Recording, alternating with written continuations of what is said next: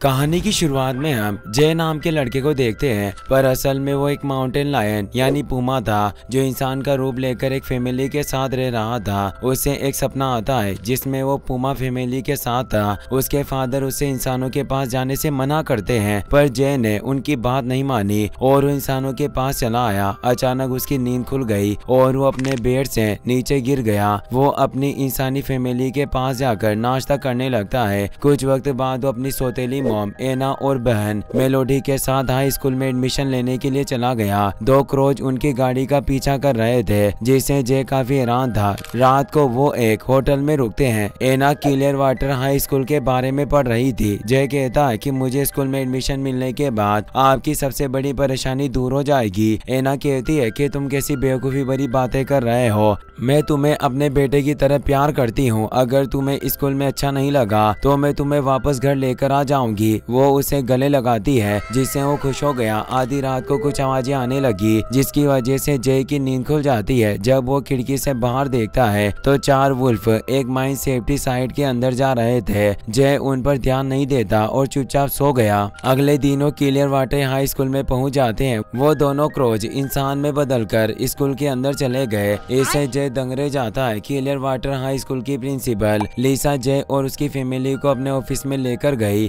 वो पूछती है कि क्या आपको इसके असली पेरेंट्स के बारे में कुछ पता है। एना बताती है कि हमें जय के असली पेरेंट्स के बारे में कुछ नहीं पता। ये मुझे पुलिस स्टेशन में मिला। इसके पूरे कपड़े फटे हुए थे और यहाँ तक इसे अपना नाम भी याद नहीं था। मैं बाल कल्याण संस्था में काम करती हूँ और जय की ऐसी हालत देखकर मैंने इसे अपनी फैमिली में शामिल कर लिया। मैं काफी वक्त से इसे घर में पढ़ा रही थी, पर मुझे लगा कि अब इसे हाई स्कूल में भेजना चाहिए क्योंकि इसका कोई दोस्त नहीं है और कल इसने अपने बड़े भाई मेल्टन के साथ लड़ाई भी की। मेलोडी बताती है कि जय को इतना ज्यादा गुस्सा आ रहा था उसने भैया का चेहरा खरोच दिया। एना मेलोडी को चुप करके कहती है कि मुझे समझ नहीं आ रहा कि आखिर जय ने मेल्टन को इतना घायल कैसे कर दिया, जबकि इसके नाखून भी इतने बड़े नहीं है कि किसी को खरोच सके। लिसा कहती है कि मैंने ये स्कूल 3 साल पहले उन बच्चों के लिए शुरू किया था जिन्हें ऐसा लगता है कि वो दूसरे से अलग है, और मेरा मानना है कि क्लियर वाटर हाई स्कूल जय के लिए एकदम परफेक्ट रहेगा। एना पूछती है कि आखिर आपको हमारे बारे में कैसे पता चला। लिसा कहती है कि मैं उन सब लोगों पर नजर रखती हूँ जिनके पास स्पेशल स्किल्स हो। इसके साथ आपको जय की स्कूल फीस देने की जरूरत नहीं। आप एंडू मिलिंग को जानती होगी, वो बहुत सारी कंपनीज के मालिक हैं। इसके साथ हमारे स्कूल को भी आगे बढ़ने में मदद करते हैं। उन्होंने जय को क्लियर वाटर हाई स्कूल में लाने का प्रस्ताव रखा। जय और एना इससे काफी खुश हो गए। लिसा एना और मेलोडी को बाहर भेज देती है। वो जय से कहती है कि तुम्हारे बारे में सुनकर मैं यकीन के साथ कह सकती हूँ कि तुम एक प्रेडिटर हो। जय इससे काफी हैरान था। वो पूछता है कि आखिर आपको ये सब कैसे पता। लिसा कहती है कि क्लियर वाटर हाई स्कूल में मौजूद हर एक शख्स एक तरह का शेप शिफ्टर है, पर हम सिर्फ इंसान से जानवर में बदल सकते हैं, इसीलिए हमें वुड वॉकर्स कहा जाता है। अब मुझे बताओ कि तुम कौन से जानवर हो। जय बताता है कि मैं एक पूमा हूँ। लिसा इससे काफी खुश हो गई। वो कहती है कि अब तुम्हें किसी भी चीज की फिक्र करने की जरूरत नहीं। क्लियर वाटर स्कूल में हम तुम्हें दोनों दुनिया में रहना सिखाएंगे। इस तरह तुम अपनी मर्जी से इंसान से पूमा में ट्रांसफॉर्म हो सकोगे। और क्या तुम्हारी इंसानी फैमिली को तुम्हारे ऊपर शक है। जय कहता है कि मुझे नहीं लगता कि उन्हें मेरे पूमा होने का कोई अंदाजा होगा। उन्हें बस ऐसा लगता है कि मैं दूसरे बच्चों से अलग हूँ। लिसा कहती है कि यह काफी खुशी की बात है क्योंकि इंसानों का मानना है कि वुड वॉकर्स और शेप शिफ्टर्स जैसी कोई चीज नहीं होती, इसीलिए हमें उन्हें अपने अस्तित्व के बारे में पता नहीं चलने दे सकते। तभी एक अलार्म बज उठा जिससे जय को काफी तकलीफ हो रही थी। लिसा उसे बाहर लेकर जाती है। वहाँ बहुत सारे वुड वॉकर्स अपनी एनिमल फॉर्म में थे।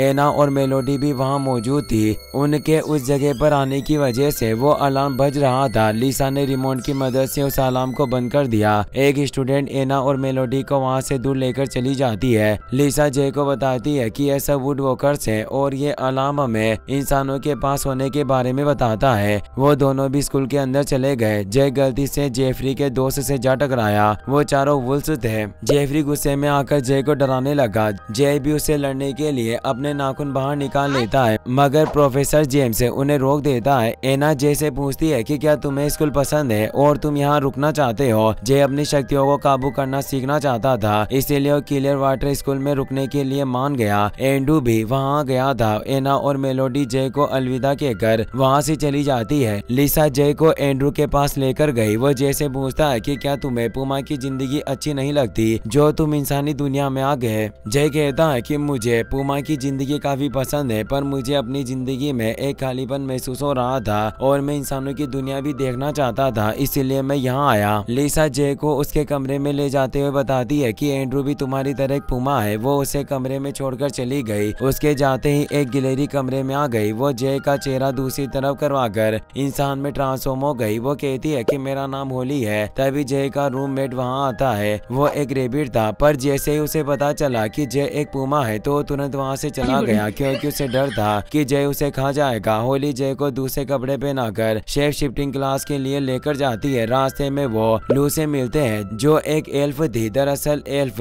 हिरण की एक प्रजाति होती है। लू बताती है कि कल रात दोबारा इंसानों की माइन पर एक हमला हुआ था। वो उसी हमले की बात कर रही थी जब जय ने उन वुल्फ को माइन के अंदर जाते हुए देखा था। होली जय को बताती है कि हमारी क्लास लेने वाले टीचर एलवुड है और लू उनकी बेटी है, इसीलिए बेहतर होगा कि तुम उनके सामने लू से बात ना करो। एलवुड शुरुआत में जय को अपनी एनिमल फॉर्म में आने के लिए कहते हैं, लेकिन तभी ब्रेडन अपनी बाइसन फॉर्म में आ गया। वो खुद को दोबारा इंसान में नहीं बदल पा रहा था, इसीलिए वहाँ से चला गया। जय को भी पुमा फॉर्म में आने में परेशानी हो रही थी, इसीलिए वहाँ से जाने लगता है, मगर लिसा ने उसे रोक दिया। वो उसे अपनी आंखें बंद करके अपनी पुमा फैमिली के बारे में सोचने के लिए कहती है, जिससे जय को अपना असली नाम पता चला। उसका असली नाम केराक था। पुरानी यादों की वजह से वो पुमा में बदल गया। लिसा और एंड्रू इससे काफी खुश थे। टीचर्स और स्टूडेंट्स अपनी एनिमल फॉर्म में आ गए। लिसा एक ईगल थी। वो सारे स्टूडेंट्स को क्लियर वाटर हाई स्कूल के बारे में बताने लगती है। क्लास खत्म होने के बाद सब अपने कमरे में चले गए। केराक का रूममेट उसके साथ रहने से डर रहा था, इसीलिए ब्रेडन उसका रूममेट बन गया। होली भी वहाँ आती है और तीनों खाना खाने के लिए चले गए। वहाँ केराक को वो दोनों क्रोज शेडो और रिंग मिलते हैं जो काफी वक्त से उस पर नजर रख रहे थे। जेफरी और उसके दोस्त एक स्टूडेंट को परेशान करने लगते हैं। केराक उन्हें रोकने लगा, जिस वजह से वो उस पर गुस्सा हो गए, मगर जेम्स उन्हें वहाँ से भेज देता है। वो केराक से कहता है कि प्रेडिटर अपने प्रे यानी शिकार को चोट नहीं पहुँचा सकते, भले ही जेफरी और उसके साथी भी प्रेडिटर हैं, पर इस तरह तुम उनसे फाइट नहीं कर सकते। अगर तुम्हें कोई भी परेशानी हो तो तुम मुझे बता सकते हो, मैं तुम्हारी मदद करूंगा। सब अपनी फाइटिंग क्लास के लिए चले गए। एंड्रू भी केराक को देखने के लिए वहाँ गया। एक स्टूडेंट अपनी ग्रिजली बियर फॉर्म में आ गया। टीचर ब्रेंडन को उससे लड़ने के लिए कहता है। ब्रेंडन अपनी बाइसन फॉर्म में आ चुका था, पर उसे बियर से डर लग रहा था, इसीलिए वो वहाँ से चला गया। टीचर केराक को बियर से लड़ने के लिए कहता है, पर केराक को पुमा बनने में काफी परेशानी हो रही थी। एंड्रू से कुछ सूंघने के लिए देता है, जिसकी मदद से केराक पुमा फॉर्म में आ गया। वो बियर को घायल करके आसानी से उसे हरा देता है। क्लास खत्म होने के बाद एंड्रू केराक से कहता है कि मैं तुम्हारा मेंटोर बनना चाहता हूँ। केराक इससे बहुत ही ज्यादा खुश हो गया और उसने तुरंत हाँ कर दी। एंड्रू से वही पोटली देकर चला गया जिसकी मदद से केराक पुमा फॉर्म में आया था। जेफरी केराक से कहता है कि अगर तुम्हारे अंदर हिम्मत है तो रात को मुझसे और मेरे एक साथी से लड़ाई करना। अगर तुम जीत गए तो हम तुम्हें परेशान नहीं करेंगे। रात होते ही केराक होली और ब्रेंडन के साथ स्कूल से दूर चला गया। वो अपनी पुमा फॉर्म में आकर जेफरी के सामने चला जाता है। जेफरी ने सिर्फ अपने एक साथी के साथ लड़ने के लिए कहा था, मगर वो चारों मिलकर केराक पर हमला करने लगे, तो ब्रेंडन भी अपनी बाइसन फॉर्म में आकर उन पर हमला कर देता है। मौके का फायदा उठाकर केराक ने जेफरी को पकड़ लिया। जेफरी के पास कोई रास्ता नहीं था, इसीलिए उसने हार मान ली और अपने दोस्तों के साथ वहाँ से भाग गया। एक आउल ने यह सब देख लिया। अगले दिन क्लास में जेम्स को केराक और जेफरी के घाव देखकर पता चल गया था कि उनके बीच लड़ाई हुई है। उसने पांचों को डॉक्टर के पास भेज दिया। एंड्रू केराक को अपने साथ घूमने के लिए लेकर जाता है। केराक पूछता है कि आखिर तुम मेरी इतनी मदद क्यों कर रहे हो। एंड्रू कहता है कि मुझे काम को पूरा करने के लिए तुम्हारी मदद की जरूरत है, इसीलिए मैं ये सब कर रहा हूँ। क्या तुम उसमें मेरी मदद करोगे। केराक मदद करने के लिए तैयार हो गया। एंड्रू से दोबारा स्कूल में छोड़कर चला जाता है। होली और ब्रेडन उससे पूछने की कोशिश करते हैं कि आखिर एंड्रू ने तुमसे क्या कहा, मगर केराक उन्हें कुछ बताए बिना लू के पीछे चला गया। वो जंगल में जाकर वुड वॉकर्स काउंसिल पर नजर रख रही थी। केराक भी वहाँ गया। लू से बताती है कि वुड वॉकर्स काउंसिल को ऐसा लग रहा है कि क्लियर वाटर स्कूल के कुछ स्टूडेंट्स इंसानों के खिलाफ हमला करेंगे, इसीलिए वो ये मीटिंग कर रहे हैं। रिसा भी मीटिंग में आ गई। काउंसिल को केराग और लू के बारे में पता चलने वाला था। दोनों वहाँ से दूर भाग गए। केराग कहता है कि स्कूल में आने से पहले हम एक होटल में रुके थे और वहाँ मैंने 4 वुल्फ्स को माइन के अंदर जाते हुए देखा। शायद जेफरी और उसके दोस्त इंसानों के खिलाफ हमला करने की प्लानिंग बना रहे हों। ये सब बातें करने के बाद वो एंड्रू के साथ शिकार करने के लिए चला जाता है। दोनों पुमा की फॉर्म में जंगल में घूम रहे थे। अचानक उनकी नजर एक शिकारी पर पड़ी। एंड्रू कहता है कि अगर मैं एक वुड वॉकर नहीं होता तो अब तक उस शिकारी को मार देता, पर मुझे सबके बारे में सोचना होगा। पर खैर, तुम्हें इन सब चीजों को भूलकर अपने शिकार पर ध्यान देना होगा। वहाँ एक हिरण थी। केराग धीरे धीरे उसका पीछा करने लगा और आसानी से उसका शिकार कर लेता है। दोनों इंसानी रूप में आकर वापस जाने लगे। केराग कहता है कि मुझे अपनी इंसानों फैमिली की बहुत याद आ रही है। क्या आपकी भी कोई फैमिली थी? एंड्रू कहता है कि मेरी वाइफ और एक बेटी थी, पर शिकारियों ने उन्हें मार डाला। इसी वजह से मैं इंसानों को माइन करने से रोक रहा हूँ ताकि सारे जानवर शांति से अपना जीवन जी सके। केराग स्कूल जाकर सबको अपने पहले शिकार के बारे में बताता है, मगर लुइस से गुस्सा होकर वहाँ से चली गई। केराग उसे बात करने के लिए जाने लगता है, पर होली ने उसे रोक दिया। वो बताती है कि लू की मदर को एक पुमा ने मारा था और इस बात को वो अभी तक नहीं भुला सकी। इसी वजह से प्रोफेसर एलवुड ने लू को तुमसे दूर रहने के लिए कहा है। केराग लू को समझाने के लिए उसके पीछे जाता है, पर लू बहुत ज्यादा नाराज थी और एल्फ बनकर जंगल में भाग गई। रात में जेफरी और उसके साथी वुल्फ कहीं जा रहे थे। केराग ने उन्हें देख लिया और वो भी उनके पीछे चला जाता है। वुल्फ माइन ऑफिस में जाकर परेशानी खड़ी कर रहे थे। केराग को वहाँ देखकर जेफरी उस पर हमला करने लगता है, लेकिन एंड्रू ने वहाँ आकर उसे रोक दिया। वो उन सबको अपने घर लेकर गया। उसने केराग को वहाँ रोककर जेफरी और उसके साथियों को स्कूल में भेज दिया। एंड्रू केराग को अपनी वाइफ और बेटी की फोटो दिखाकर कहता है कि एक हंटर ने मेरी वाइफ और मेरी बेटी को मारकर उनकी लाशों को एक ट्रॉफी की तरह सजा कर रखा था। इंसानों के दिल में जानवरों के लिए कोई प्यार नहीं है, वो सिर्फ अपने फायदे के लिए जंगलों को बर्बाद कर रहे हैं। तुम नहीं जानते, पर इंसानों ने आजाद पक्षियों से ज्यादा चिकन्स को पिंजरे में बंद करके रखा है। वुड वॉकर्स काउंसिल पिछले 50 सालों से इंसानों को समझाने की कोशिश कर रही है कि जानवरों के लिए जंगल कितने जरूरी है, लेकिन इतने सालों की मेहनत के बाद भी कुछ नहीं बदला। मैं चाहता हूँ कि इंसानों को बदलने के मिशन में तुम हमारा साथ दो। मैं वादा करता हूँ कि इस मिशन में हम किसी भी इंसान को चोट नहीं पहुँचाएंगे। केराग कहता है कि मैं अभी तक सारी चीजों को नहीं समझ पाया हूँ, इसीलिए इस वक्त मैं कुछ भी नहीं कह सकता। मैं बाद में आपको इसका जवाब दूंगा। वो होली के साथ ब्रेंडन के पास चला गया। होली ब्रेंडन को एक पेड़ के तने के पास लेकर जाती है ताकि वो प्रैक्टिस कर सके। ब्रेंडन बाइसन फॉर्म में आकर तने को टक्कर मारने लगा, जिससे उसे काफी अच्छा लगता है, पर जोश में आकर वो रोड की तरफ चला गया। एना और उसकी फैमिली केराग से मिलने के लिए आ रहे थे, पर ब्रेंडन ने गलती से उनकी गाड़ी को टक्कर मार दी। उसी डैमेज कार को लेकर एना स्कूल में आती है। केराग उनसे मिलने के लिए चला गया। मेलोडी उसे बाइसन और कार के बारे में बताती है, पर वो उसका कोई जवाब नहीं देता। एना कहती है कि हम पिछले हफ्ते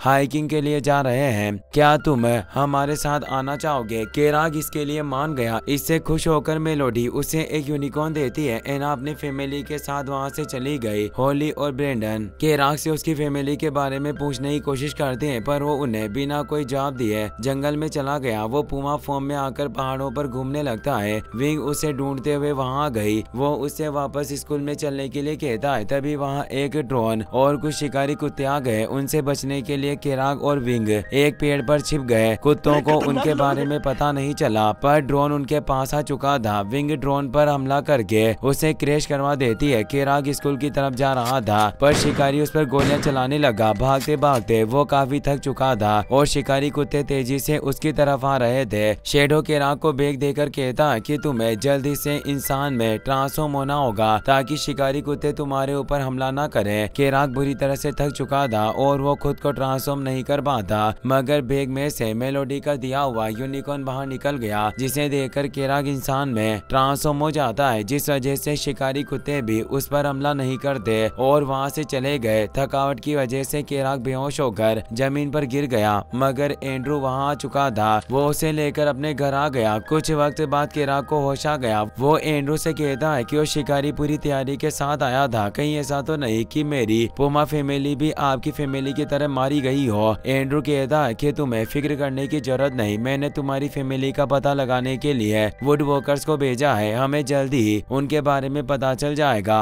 मगर अभी हमें शिकारियों और इंसानों को रोकने की जरूरत है। तुम जानते हो कि इंसान जंगल में माइन खोद रहे हैं। अगर उसका काम पूरा हो गया तो इस तरह के जानवरों का जीना मुश्किल हो जाएगा। अपने साथ हुए शिकारी आले हादसे के बाद केराग एंड्रू की मदद करने के लिए तैयार हो जाता है। जेफरी और उसके साथी भी वहां चुके थे। एंड्रू सबको प्लान बताता है कि हमें किसी इंसान को चोट नहीं पहुंचानी, हम सिर्फ उनकी मशीनों और सामानों को बर्बाद कर देंगे ताकि वो माइन नहीं बना सके। केराग कुछ पूछना चाहता था पर जेफरी उससे बहस करने लगा, लेकिन एंड्रू उसे शांत कर देता है। वो कहता है कि इस मिशन को पूरा करने के लिए हमें साथ मिलकर रहना होगा, इसलिए बेहतर होगा कि तुम आपस में लड़ाई ना करो। केराग को एना का फोन आता है। वो कहती है कि मैं स्कूल में आ रही हूँ, फिर हम सब साथ में हाइकिंग पर चलेंगे, मगर केराग ने उसे मना करके फोन रख दिया। एना इससे काफी हैरान थी। उसे समझ नहीं आता कि आखिर केराग ने बिना कुछ बताए फोन क्यों रख दिया। होली और ब्रेंडन केराग को ढूंढते हुए एंड्रू के घर तक आ गए। होली उससे पूछती है कि आखिर तुम यहाँ क्या कर रहे हो और तुम्हारे साथी गाड़ियाँ लेकर कहाँ जाने की तैयारी कर रहे हैं। केराग कहता है कि हम सिर्फ घूमने के लिए जा रहे हैं, तुम दोनों को यहाँ नहीं आना चाहिए था। बेहतर होगा कि तुम यहाँ से चले जाओ वरना तुम दोनों खतरे में पड़ जाओगे। ब्रेंडन इस बात से नाराज होकर वहाँ से चला जाता है और होली भी उसके पीछे चली जाती है।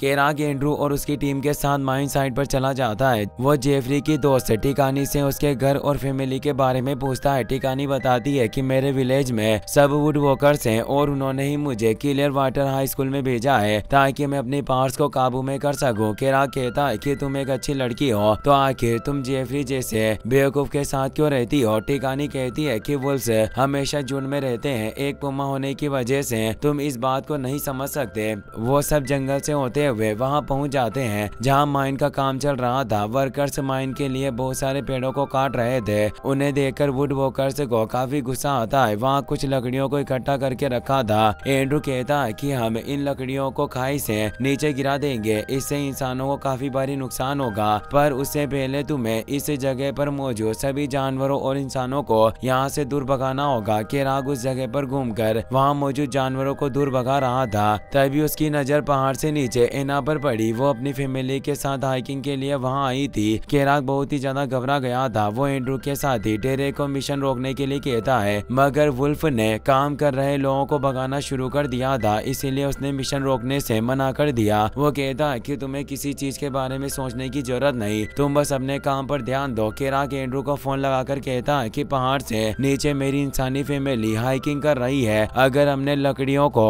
खाई से नीचे फेंक दिया तो इससे उन्हें चोट लग सकती है। हमें अभी इस मिशन को रोकना होगा। एंड्रू झूठ बोलता है कि तुम्हें फिक्र करने की जरूरत नहीं, मुझे पहले से ही उनके बारे में पता है और उन्हें कुछ नहीं होगा। इसके अलावा तुम्हें बस ये याद रखने की जरूरत है कि वो तुम्हारी असली फैमिली नहीं है। यह कहते ही उसने फोन रख दिया। वुल्फ ने काम करने वाले लोगों को डराकर भगा दिया। डेन कार पर रस्सी बांधकर उसकी मदद से लकड़ियों को नीचे गिराने लगा। केराग उसे रोकने की कोशिश करता है पर वो उसकी बात नहीं मानता। तभी ब्रेंडन वहां गया। वो अपने बाइसन फॉर्म की मदद से गाड़ी को रोक देता है ताकि डेन लकड़ियां ना गिरा सके। शेडो और विंग भी वहां चुके थे। वो दोनों लिसा के लिए सारे स्टूडेंट्स पर नजर रखते थे, जिससे जेफरी बहुत ही ज्यादा डर गया। उसे लग रहा था कि अगर लिसा को उनके बारे में पता चल गया तो उन्हें स्कूल से निकाल देगी, इसीलिए अपने दोस्तों के साथ वहां से भागने लगा। लेकिन टिकानी केराग के पास चली गई। ब्रेंडन को कार रोकने में काफी परेशानी हो रही थी, इसीलिए केराग टायर के नीचे एक लकड़ी फंसा देता है। होली कार के अंदर जाकर डेन को रोकने की कोशिश करने लगी। डेन उसे पकड़कर खाई में फेंक देता है पर टिकानी ने उसे पकड़ लिया। लू वहां आकर डेरेन को रोकने लगी, जिससे गुस्सा होकर वो गिजली बियर फॉर्म में आ जाता है। वो लू को खाई से नीचे गिराने वाला था, लेकिन ब्रेंडन ने उस पर हमला करके उसे दूर गिरा दिया। केराग अपनी पुमा फॉर्म में आकर डेन को डराकर वहां से भगा देता है, मगर एंड्रू भी अपनी पुमा फॉर्म में वहां गया। वो टायर के नीचे से लकड़ी को हटा देता है, जिसकी वजह से कार धीरे धीरे पीछे होने लगी। केराग और एंड्रू एक दूसरे से लड़ने लगते हैं, लेकिन तभी सारी लकड़ियां खाई में गिर गई। केराग लड़ाई छोड़कर एना और उसकी फैमिली को बचाने के लिए तेजी से खाई में उतरने लगा।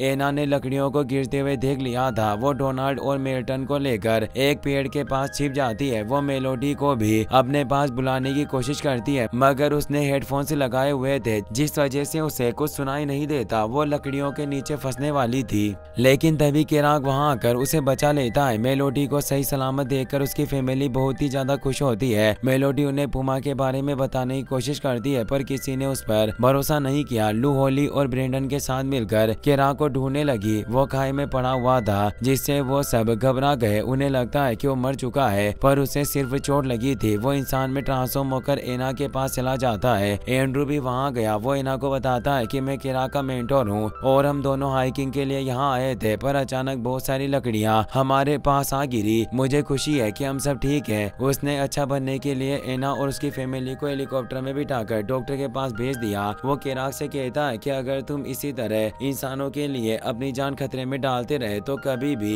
एक असली वुड वॉकर नहीं बन सकोगे। केराक कहता है कि मैं एक असली वुड वॉकर हूँ। तुम्हारे और मेरे डेड की सोच गलत है कि हम इंसानों के साथ नहीं रह सकते। मेरा मानना है कि हम अपनी दो पहचान बनाकर दोनों दुनियाओं में खुशी से रह सकते हैं। एंड्रू कहता है कि तुम्हारी इंसानी फैमिली को खतरे में डालने के बदले में तुम्हें तुम्हारी असली फैमिली के बारे में बताना चाहता हूँ। मेरे जासूसों को 3 पुमा दिखाई दिए हैं और मैं यकीन के साथ कह सकता हूँ कि वो तुम्हारी असली फैमिली है। तभी लिसा और जेम्स वहाँ गए। एंड्रू से कहता है कि आज केराक और उसके दोस्तों की वजह से किसी भी इंसान को चोट नहीं पहुंची। होली लिसा को सारी चीजें बताने वाली थी, मगर केराक ने उसे रोक दिया क्योंकि एंड्रू की मदद से वो अपनी फैमिली को ढूंढना चाहता था। लिसा को फिर भी एंड्रू पर शक हो रहा था, पर उसे कुछ नहीं कहती और वहाँ से चली गई। केराक भी अपने दोस्तों के साथ वहाँ से चला जाता है। लू पूछती है कि आखिर तुमने होली को एंड्रू की असलियत बताने से क्यों रोका। वो कहता है कि मुझे अपनी फैमिली को ढूंढने के लिए एंड्रू की जरूरत है। मैं चाहता हूँ कि मेरे असली फादर मुझे समझे। लू और केराक एक दूसरे को पसंद करने लगे थे। वो किस करने लगते हैं, मगर होली ने उन्हें रोक दिया। वो सब हाई स्कूल में वापस चले जाते हैं। सबको पता चल गया था कि केराक ने अपने दोस्तों के साथ मिलकर इंसानों की जान बचाई है, जिससे खुश होकर सब